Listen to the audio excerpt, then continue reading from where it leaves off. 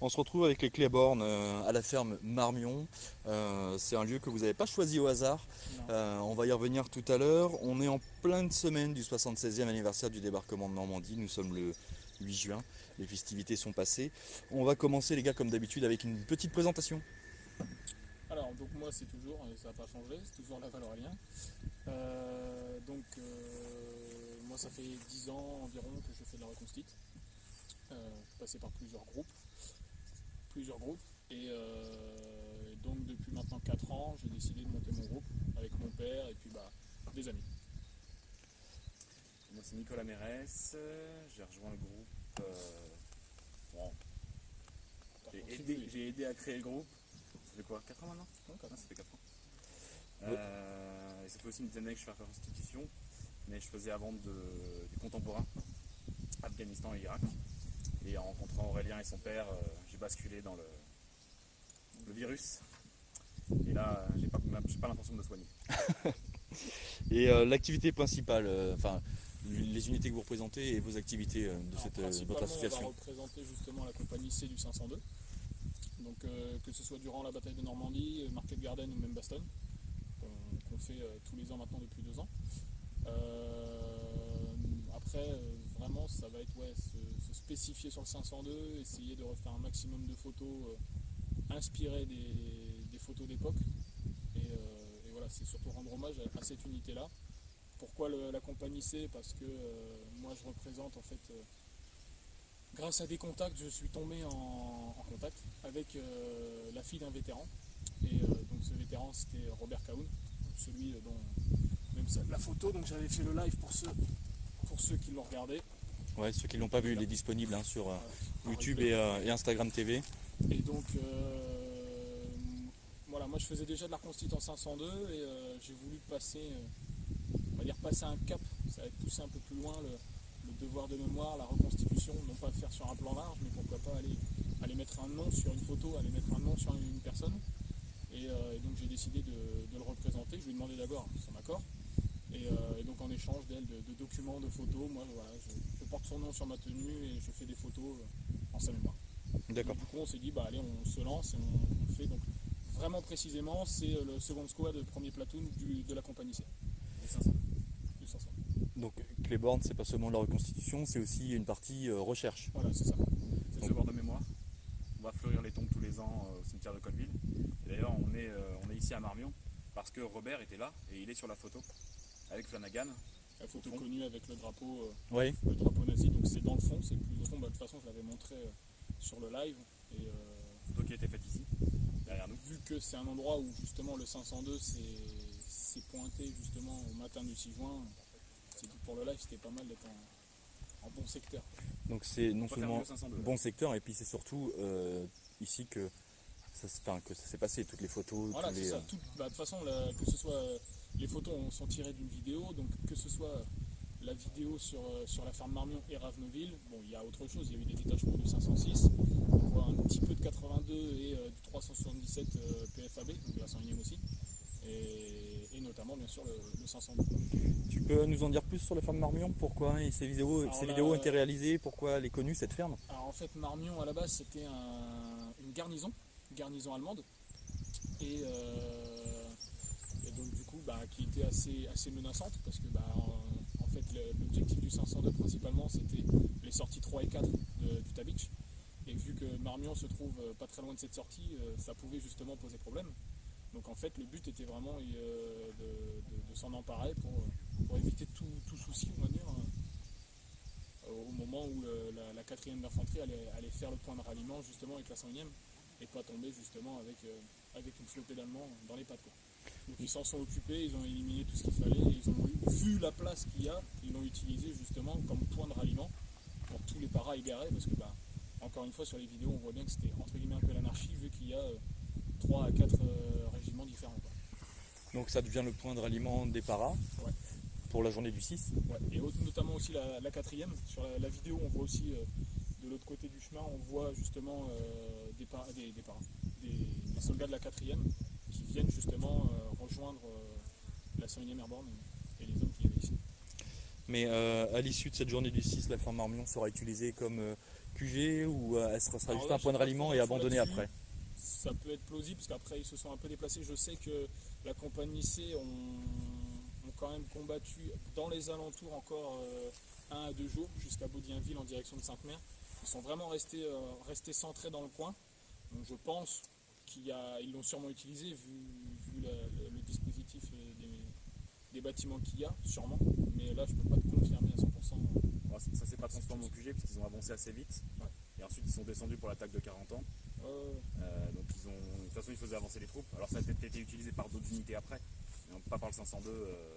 D'accord, on a les photos enfin, la vidéo de ce jour du 6 où ça sert de point de ralliement. C'est ça. Et après, on n'a pas d'infos. Le PC, après, le vrai PC pour le 502 était plus en bas sur la route en direction de Saint-Germain-de-Varville. Mais voilà, ici, je pense que ça a vraiment surtout été utilisé point de ralliement, quoi. Le 6 juin, Ouais. on sait combien il y a de personnel américain ici? Infanterie para confondue? En chiffres, non. En chiffres, non. Franchement, non. Je pourrais pas te dire après. Comme ils sortaient de la plage et qu'ils venaient. Ouais, Et en fait, il y a eu un peu de il se passait le mot, c'est-à-dire que va à la ferme là-bas, il y a les copains, on peut se faire soigner, il y a du ravitaillement, donc ils se rassemblaient. Puis après ils repartaient au combat en fonction de là où ils devaient aller et de leur. D'accord, donc unité. énormément de passages ici Oui, c'était, à la ferme Marmion. ouais. Quoi. D'accord, moi je connaissais la ferme Marmion de nom, mais je m'étais pas spécialement penché sur le sujet. On va aborder le sujet 502. Le 502, on l'a abordé toute la semaine. Enfin, une bonne partie de la semaine, du moins, ça a été un peu le thème de cette année. Mais sur de nombreux lives, en posant des questions, on nous a dit tu sais, 502, c'est pas tellement notre domaine, faut demander au Cléborn. On est avec vous. Voilà. Et du coup, le 502. Le 502. Parle-moi-en. Dis-moi en plus. Alors le 502, créé dans 1942 au camp Cléborn. C'est pour ça que d'ailleurs on a utilisé ce terme. Voilà, ça précise pas justement que le 502, ça précise un peu, ça reste un camp où quasi toutes les unités para ont été, et notamment aussi la 82 était au camp Cléborn. Donc voilà, on a voulu généraliser et que notre nom en fait soit pas typique 502. Nous on représente le 502, mais le nom montrer qu'on était sur du para en fait. Et donc après, il y a eu tous les entraînements, comme on peut le savoir, le voir dans certaines séries et films et dans des livres. Arrivé en Normandie, donc l'objectif 502, c'est simple, c'est sorti 3 et 4 de Utah Beach, la batterie de Saint-Martin-de-Varville, l'objectif W et après XYZ justement au niveau des Mézières. Et donc justement c'est toute cette zone qui doivent sécuriser et mettre en place vraiment un point safe pour que les gars de Utah Beach puissent sortir sans souci en fait, parce qu'ils avaient déjà pris assez sur la tronche. Et donc après ils se dirigent en direction de 40 ans, Saint-Côme-du-Mont en premier, Dismal Corner, et après la Purple Hat Lane, donc la route qui l'amène de Saint-Côme-du-Mont jusqu'à 40 ans, où là il y aura eu quand même pas mal de morts et blessés. D'où son nom d'ailleurs, son Voilà, surnom. c'est ça, le surnom. Après, donc, il y a un point très connu, donc c'est la charge à la baïonnette du lieutenant-colonel Cole. Donc là, c'est le 3-502. Décoré de la médaille Lafona. Voilà. Et après, c'est la prise de 40 ans. Et après, le 502 a été plutôt utilisé en Défense. Ouais, plutôt en défense. Et juillet, ils sont renvoyés en Angleterre, contrairement à la 82 qui, elle, a continué justement Montcastre et tout le reste. D'accord. Tu peux nous détailler un petit peu comment s'est passé pour le 502 la nuit du 5 au 6 et la journée du 6? Alors la nuit du 5 au 6, pour certaines compagnies, ça s'est plutôt bien passé, grâce au capitaine Lilliman qui a réussi à placer une balise, la seule d'ailleurs qui a réussi à être placée. Donc vu qu'elle a été placée, certains largages ont pu être très bien faits. D'ailleurs, pour la petite histoire, le stick dont Robert Cahoun faisait partie, grâce à son sergent, il a pu repérer sur une carte tous les endroits où son stick était tombé, et on voit très bien le chapelet justement qui s'était diffusé grâce au largage, et ils sont tombés pas très loin d'ici, et c'est vraiment dans l'axe, donc juste à côté de Saint-Germain. Donc grâce à Lilliman et ses hommes, du coup ça s'est plutôt bien passé. Il y a eu une partie qui a été larguée au niveau de Yéville, donc plus en direction de Sainte-Marie-du-Mont, pour ceux qui situent. Donc il n'y a pas eu trop de pertes ni d'éparpillement comme on pourrait voir par exemple avec le 377, où là c'était sur toute la longueur du Cotentin et ils n'ont rien réussi à faire en fait. Parce qu'un rassemblement des troupes, impossible en fait. Tellement de... 377, ouais, c'était ça, c'était carrément le bordel. Quand tu vois sur je ne sais plus combien de canons, il y en avait une douzaine, une quinzaine, ils ont réussi à en mettre qu'un seul en marche, en batterie, donc tu te rends compte quand même que c'était un peu le bordel pour eux. Donc le 502, voilà, ça s'est passé plutôt, quand on dit bien, voilà, ça n'a pas été vraiment la grosse catastrophe comme d'autres. Pour la batterie de Saint-Martin, elle avait été détruite par les canons, par les bombardements. La RAF. Avant le 5, donc en fait c'était un objectif qu'ils avaient à faire. Et il y a une histoire qui. C'était, rappelle-moi, le commandant qui est arrivé sur zone et qui a trouvé ses hommes un peu à la cool. Nous on a sécurisé, mais de toute façon c'était un champ de ruines. C'était Chaput qui est arrivé là, Je crois bien. qui est arrivé sur la batterie. Et il a trouvé ses hommes qui se tournaient un peu les pouces, qui étaient un petit peu énervés. Et eux ils avaient sécurisé la position des canons de Saint-Martin, qui était de toute façon en ruine depuis la veille, je crois. Ouais, depuis quelques jours, parce que la RAF avait fait un super taf. Ils avaient tout Un cartonné. bombardement magnifique. Ils avaient donc ils ont rencontré quasiment aucune, Il voire n'y a eu aucune défense. Il y a une bombe qui a tapé le bunker de munitions. On a retrouvé des bouts de blocos à des kilomètres. Et ils sont arrivés là, les mecs ils étaient déjà partis, ils ont laissé tomber. d'accord, donc c'était abandonné par les Allemands. Il n'y a eu aucune perte pour la prise de la batterie de Saint-Germain, de Saint-Martin. De toute façon, elle était quasi inutilisable. Après, donc dans la journée du 6, donc il y a ça. Il y a aussi l'objectif XYZ, donc les Mézières, où là c'est le sergent Harrison Summers. Donc je me rappelle le live avec les Démomènes, d'ailleurs qu'on fait un petit coucou. Donc ils en ont parlé, et Touko a très bien présenté le truc.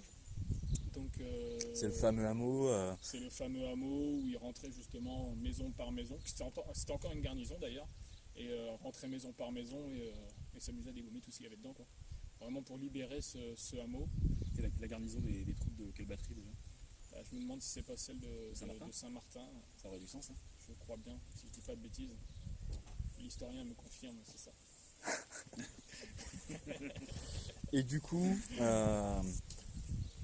on s'aperçoit que le 502, là, quasiment toutes les missions sont réussies. En grosse partie, ouais. Je vais Parce poser que une la question. sortie numéro 3 et 4, ils arrivent vraiment de toute façon, toutes les sorties quasi ont été plutôt bien faites. Dans l'ensemble, le 502, c'est plutôt bien. Si tu reprends la chronologie, le balisage, c'est le seul qui a réussi, celui de Liman à Saint-Germain. Pas trop d'éparpillement. Il y en a eu un peu trop au sud, mais les bataillons étaient au sud, mais ils ont réussi à rester regroupés en fait. Donc à la limite, c'est pas grave en soi. Et voilà. Et quelle compagnie qui a eu moins de morts Ouais, alors grâce à des recherches, j'ai trouvé justement qu'en Normandie, la compagnie qui a eu le moins de morts dans la 101e était justement la compagnie E, donc Easy Company du 502. Et ça se chiffre vraiment à rien. C'est que la compagnie, donc sur une compagnie, on va dire, on est entre 130, 135, peut-être 140 hommes. Il y a eu 3 morts. D'accord. Sur toute la bataille de Normandie. Donc c'est quand même assez. On ne sait pas comment ça s'est fait. On cherche. On est malheureusement curieux de savoir comment ils sont morts ces gens-là, parce que c'est assez énorme justement pour une bataille qui a duré quasi 2 mois en fait. Pour la 101e, je parle en tout cas. Avoir seulement 3 morts, quoi. Et dans le stick des Pathfinder, il n'y a eu qu'un seul tué. Et stick des Pathfinder, justement, il y a eu qu'un seul John Funk. tué. Le Private John Funk, et qu'on a parlé d'ailleurs à la cérémonie de la stèle de Saint-Germain. C'est le seul qui a été tué pendant justement la charge à la baïonnette à 40 ans. Cette cérémonie, elle sera, pour l'instant, on ne l'a pas parce qu'on a eu des problèmes. On devait la couvrir, on ne l'a pas couverte, mais elle a été filmée, elle sera diffusée sur D-Day Live. Et alors, moi j'ai une petite question piquante. Les missions du 502 sont réussies. Alors, on attribue ça à qui? À du savoir-faire ou à un gros coup de chance? Bah, tu vois, encore une fois, je sais pas si vraiment on peut dire l'un ou l'autre. Encore une fois, comme la Easy Company, le fait que ce soit le moins de morts, on ne sait pas si c'est parce que c'était des machines de guerre, hein, on va dire, ou alors justement parce qu'ils avaient un ange au-dessus de la tête. Je pense qu'une grosse partie était faite aussi de la hargne des officiers, parce que quand on voit la charge à la baïonnette, il fallait avoir un gros caleçon justement pour lancer autant d'hommes justement à travers champ et dire les gars, vous y allez avec la baïonnette et vous me prenez ça. Donc je pense déjà il en fallait un peu. Et je pense que quand tu as un officier qui montre qu'il n'a pas peur et qu'il est prêt à tout, tu as les hommes qui suivent, quoi. Mais après, je pense aussi que. Il y a du bon boulot, parce que la RAF qui a détruit Saint-Martin de Varville, c'était voilà, c'est ça. un super bombardement. Donc, je pense qu'en fait, c'est plutôt un ensemble de faits et de points qui ont fait que plus de la chance, un bon lieu au-dessus de la tête. Tu viens d'aborder la bataille du carré de chou, l'attaque à la baïonnette. C'est vrai qu'on a sur tous les lives, on a plus ou moins abordé cette fameuse batterie de Saint-Martin, mais on a survolé cette charge à la baïonnette. On va s'attarder un petit peu dessus. Tu peux nous raconter un petit peu pourquoi une charge à la baïonnette, enfin, qu'est-ce qui s'est passé pour en arriver là? Bah déjà, sur la Purple Hat Lane, ils ont mis énormément de temps à traverser. Ils ont mis quasi 2 jours, à peu près. 4 ponts. Donc à faire même pas, il y a quoi, pas 1 kilomètre. Allez, peut-être 1 kilomètre et tout pété. Donc c'est quand même c'est assez chaud. Il y a eu pas mal de morts, pas mal de blessés. Et au moment où Cole justement arrive à franchir le dernier pont, etc., il tombe sur un point défensif qui s'appelle la ferme à Gouffre. Donc quand on arrive à 40 ans, on prend à droite, c'est la ferme qui est là. Et donc qui empêche tout passage sur la route principale pour rentrer dans 40 ans en fait. Parce qu'une défense allemande importante. Ouais, position de mitrailleuse, les gars, mortiers, il y avait la totale.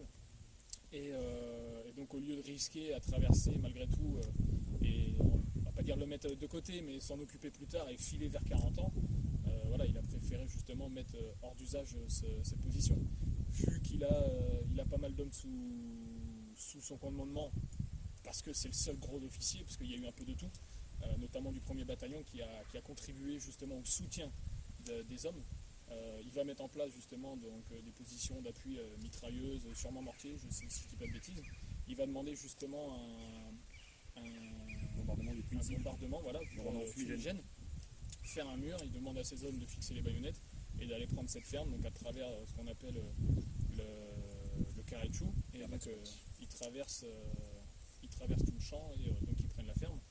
Une fois la ferme prise, donc Cole lui installe son PC à cet endroit-là et donc redistribue après les missions pour sécuriser, on va dire, cette entrée de 40 ans pour pouvoir justement aux troupes qui restent sur la Purple Hat Lane de pouvoir avancer et se mettre en position pour la prise de 40 ans, même si quasi tout est fait, parce qu'à partir du moment que tu es à l'entrée de 40 ans, tu peux encercler si tu y arrives, et voilà, c'était le plus gros c'était là. Et donc après il y aura eu la bataille du carré de chou, là c'est une contre-attaque allemande, et c'est principalement le 1er bataillon, la compagnie C, qui va justement faire tête à la contre-offensive allemande, qui veut reprendre justement la ferme à Gouffre, parce que c'est un point, même si elle est un peu en retrait de la route, ça reste un point qui bloque la route, quoi. Si tu arrives à faire une super défense, tu bloques une route, et une route ça passe pas, quoi. La charge à la baïonnette, elle se passe comment? Elle dure combien de temps? Il y a des pertes? Au niveau de temps, je ne saurais pas te dire. En niveau de perte, on est quasi à 135 morts, si je ne dis pas de bêtises. Côté américain seulement. Côté américain. Côté allemand, je ne sais pas. Non, si je dis vraiment pas de bêtises, je crois qu'on est 135, quelque chose comme ça. Quasi une compagnie. Donc ouais, quasi une compagnie quand on regarde. Donc c'est quand même pas mal.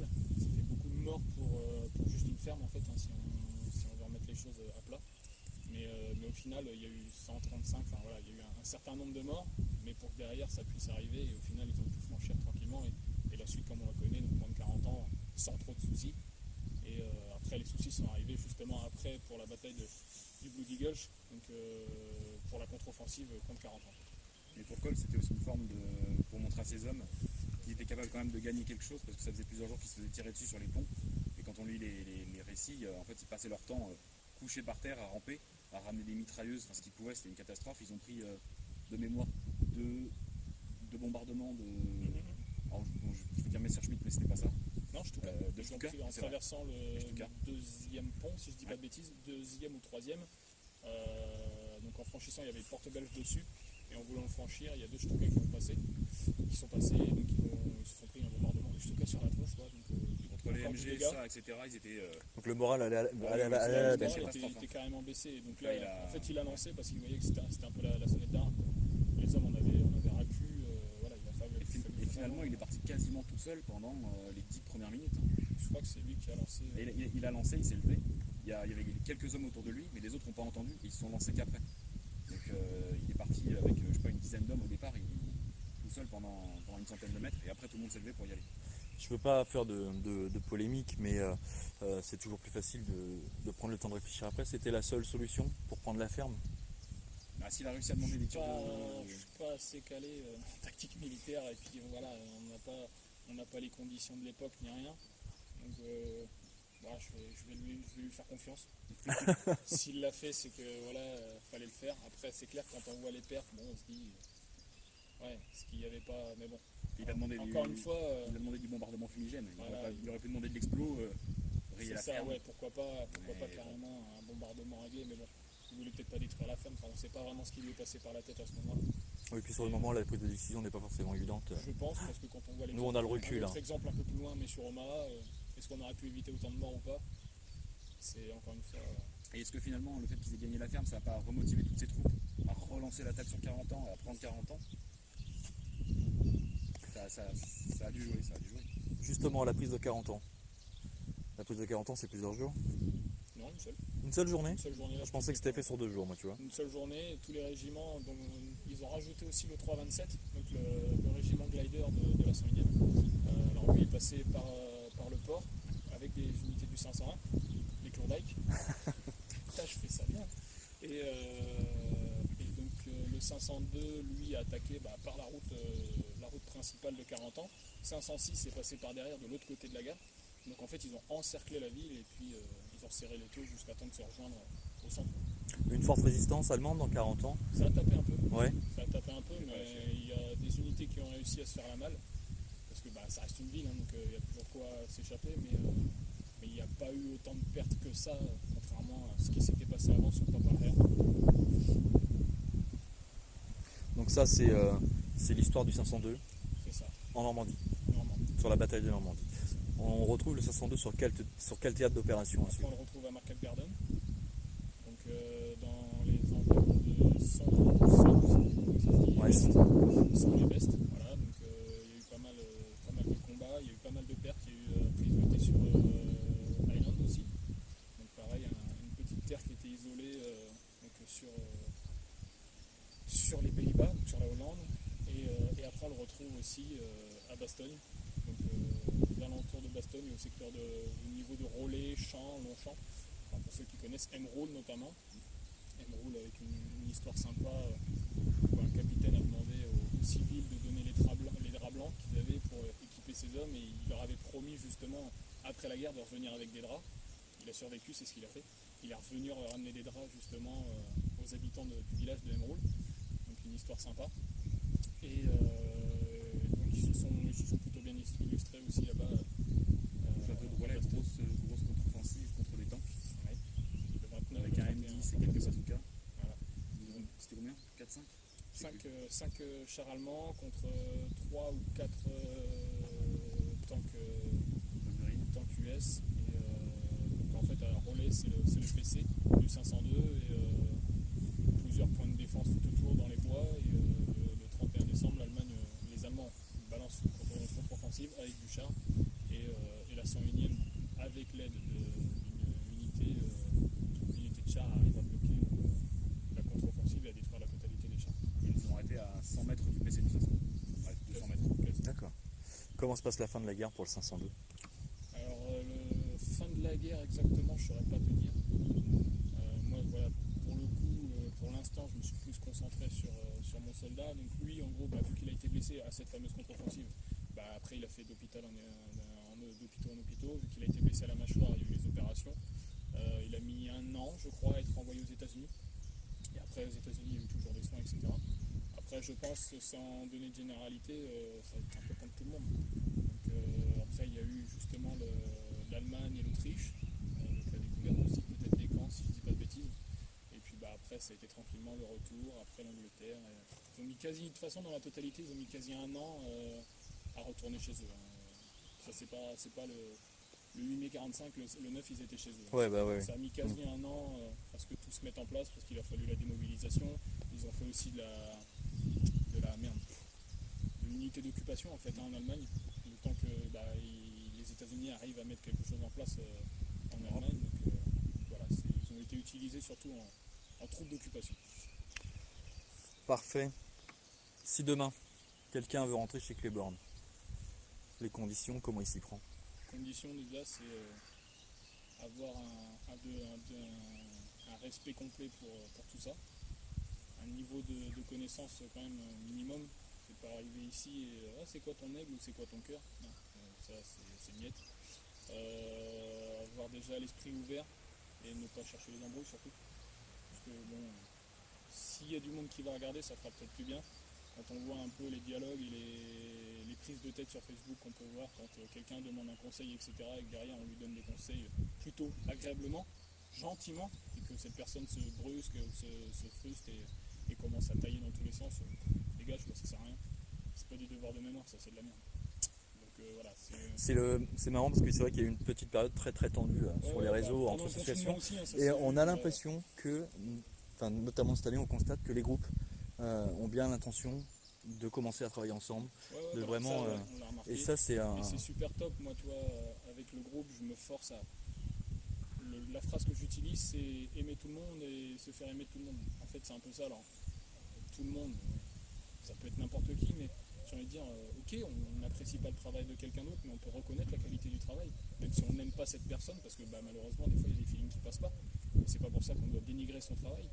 Et encore une fois, même moi, j'ai commencé, et quand on me donnait des conseils, encore maintenant, il n'y a pas longtemps, sur un sujet que je ne maîtrisais pas, du canadien, voilà, on m'a donné des conseils, je les ai pris parce que je les ai demandés.